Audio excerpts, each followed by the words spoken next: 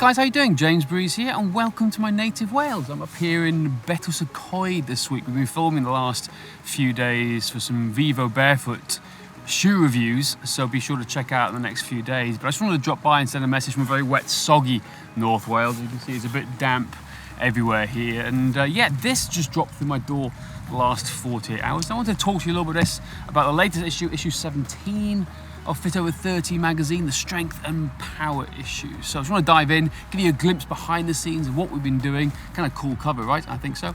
And yeah, and just to tell you a little bit more what to expect, what you'll see when it lands on your doorstep, and if you haven't got it yet, why you want to get it. So I want to start with the first of my 3 big articles this month, and that's the pull-up article, a definitive guide for people who want to do pull-ups over 30. And I want to dive in there, show you how we do it, how we approach teaching people pull-ups, also why the core is the most important muscle in the actual pull-up movement. It's the most activated muscle from studies, so it's really important. It's one of those forgotten things actually, in how to activate your core, get a strong core to allow you to do the pull-up. And also talk a little bit about your postural health and why your scapula is actually really important, where the flexed arm hang comes in to help you get to your first pull-up. But also, for a lot of people get stuck around 5 to 10 pull-ups, and how you go further and how you take your pull-ups to maybe 15, 20 pull-ups after you've nailed your first when you got to 5, 10, and how you go a bit further. So that's the pull-up article this month. It goes into detail, it goes into the science, it goes into the physics of it, and gives you a rough idea of how we approach designing pull-up programs and how we help people get their first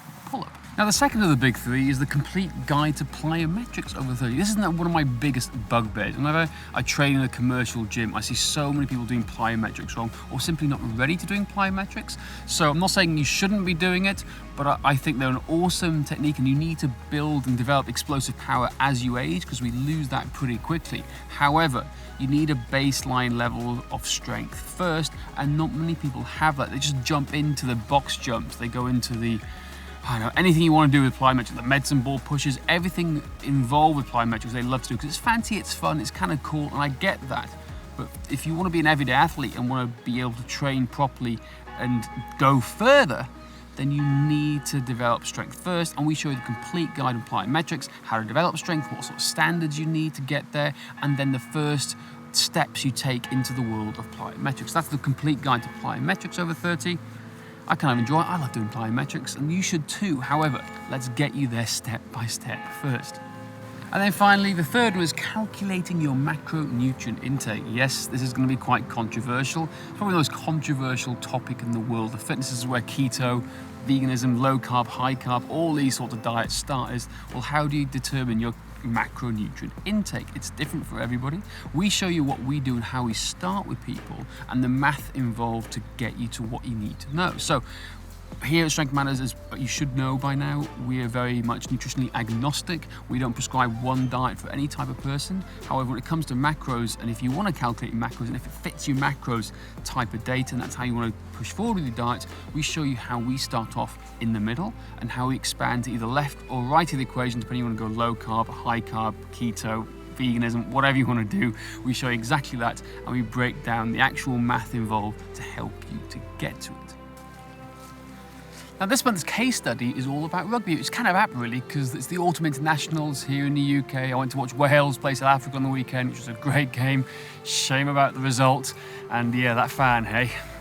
For those who know, you know about that fan. But yeah, we talk about rugby, how to increase your strength and power for rugby. We take a case study of an older rugby player who wants to keep playing and see how he can develop and improve his strength and power, and what we did to help him. It came down to multiple components. That's the thing with rugby, it takes a big toll on your body, particularly the older you get. I want people to keep playing as long as they possibly can do, but there's a couple of things you need to adapt as you move along, and we take a deep dive and show you how we did what we did with Ben. So there you have it for this month. That's the strength and power issue of Fit Over 30 magazine. You can get your copy today. If you haven't subscribed already, you can get it for just $1, and we'll even ship you a magazine. No, you'll get a magazine with it if you get it. You'll get a mug with it if you want to. Just for $1, try us out for 60 days. That's all you got to do. For those who are already subscribed, thank you. I really appreciate it. Your copy should have landed on the doorsteps already. So until next month, enjoy the views of Coed. I'm going to enjoy them a bit more and head home to see my folks now up here in North Wales. So, as we say in Welsh, hwyl fawr, ta-ra. Till next time.